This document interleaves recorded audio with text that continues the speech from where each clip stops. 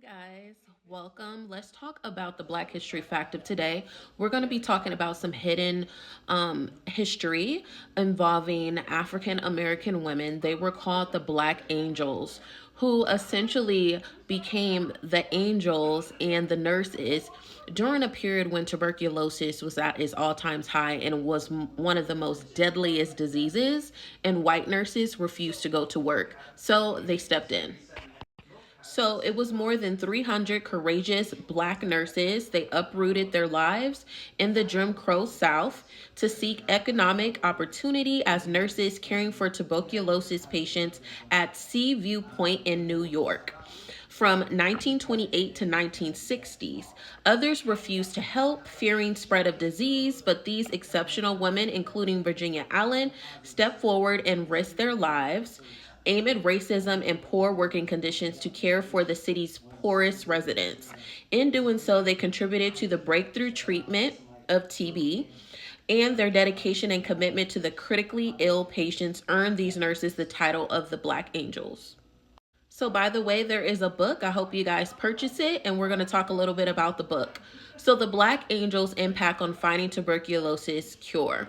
So, in her book, author Maria Samolis captures an oral history of the nurses at Seaview Hospital, a public facility built specifically to care for those with tuberculosis, and the role they played in the drug trials for the antibiotic isoniazid, which helped lead to cure for the devastating disease.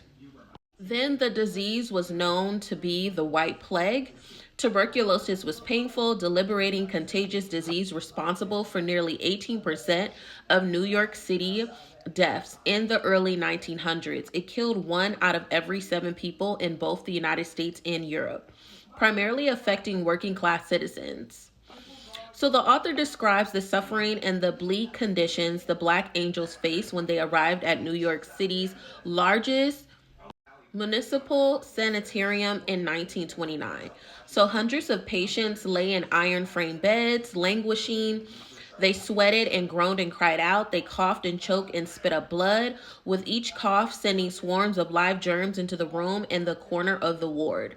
So historically, the nurses at Seaview had been predominantly white, but by the time many refused to treat tuberculosis patients and walked out in masses, desperate to avert a public health crisis, city officials recruited black nurses from the South. For them, it was the opportunity to work in a non-segregated environment that did not discriminate, though intentionally excursion in hiring or hospitable hospital quotas. Sorry.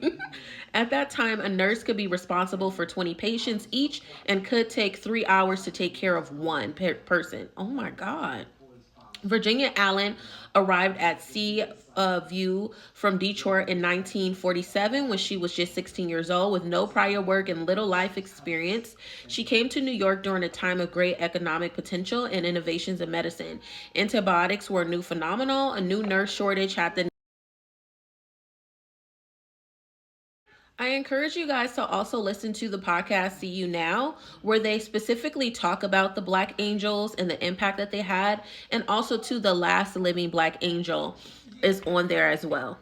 Which her name is Virginia Allen, and she's a LPN, and she's the last living Black Angel. So let's get more educated about Black history and the impact that Black men and women and children have bestowed upon American culture and society and history, and is oftentimes forgotten. As we do know, the Trump administration is attacking it right now, but that doesn't mean that you cannot educate yourself and find out more Black amazing stories.